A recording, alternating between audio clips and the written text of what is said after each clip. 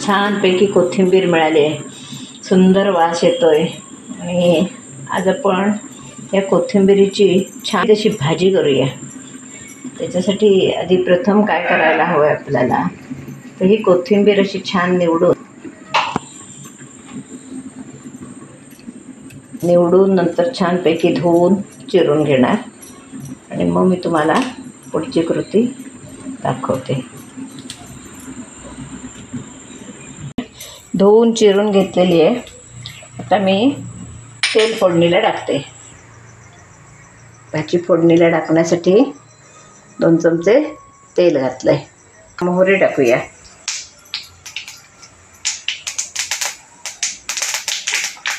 मोहरी तडतडल्यावर मी याच्यावर कांदा घालणार आहे. छान अशी मी चांगलं परतून घेते. थोडी हळद घालते.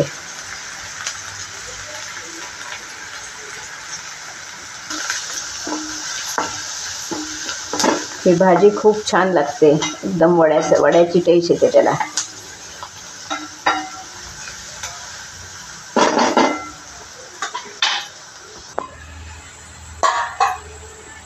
परतून झालाय. त्याच्यावर मी एक छोटा चमचा आलं लसूण पेस्ट टाकणार आहे.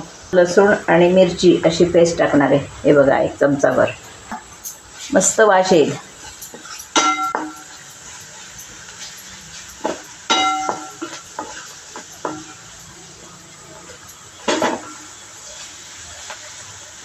परत आपण झाकण ठेवूया.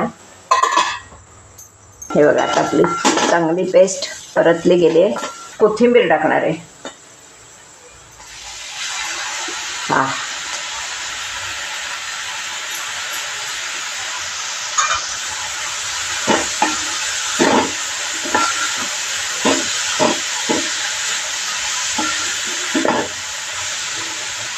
हे काय शिजायला फार वेळ लागणार नाही, 2 मिनिटात.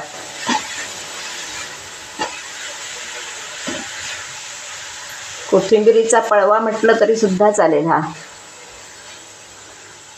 त्यावर मी तिखट आणि मीठ टाकणार आहे चवीप्रमाणे. आता कोथिंबीर सध्या बाजारात छान येते, एकदम हिरवीगार अशी. चवीप्रमाणे तिखट, कारण आलं लसूणमध्ये थोडी मिरची घातलेली आहे, त्यामुळे मी तिखट जरा बेतानं घालते. त्यामध्ये थोडं मिरची घातलेली आहे. आणि आलं लसूण वगैरे हे आपल्या आवडीनुसार आपण घालायचं आहे. कुणाला कसं आवडत असेल तसं. कुणाला आल्याचा वास नको असतो, कुणाला लसणीचा नको असतो. ज्याच्या त्याच्या आवडीप्रमाणे करायचं.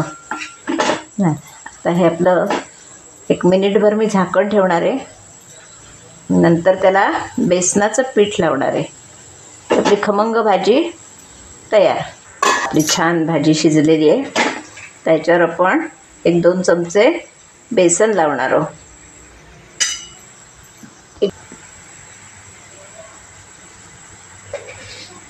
एक चिमूट नेहमीप्रमाणे साखर. तिखट पदार्थ म्हटला की साखर.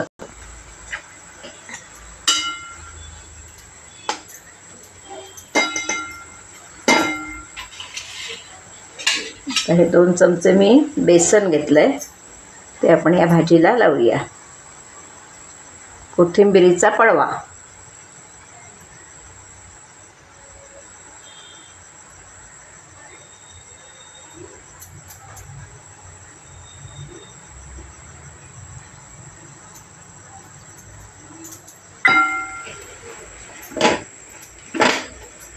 पीठ पेरून कोथिंबीरीची भाजी तयार. पीठ होईल थोड्या वेळानं, एक वाफ काढली की.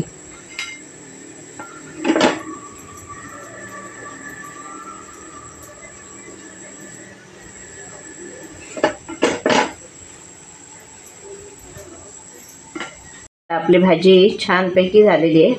आता मी ही काढून घेते. अशी ही आपली छान अशी कोथिंबीरीची पळवा म्हटलं तरी चालेल, पीठ पेरून केलेली भाजी, त्याला पळवा म्हणतात. तर अशी ही भाजी तयार आहे.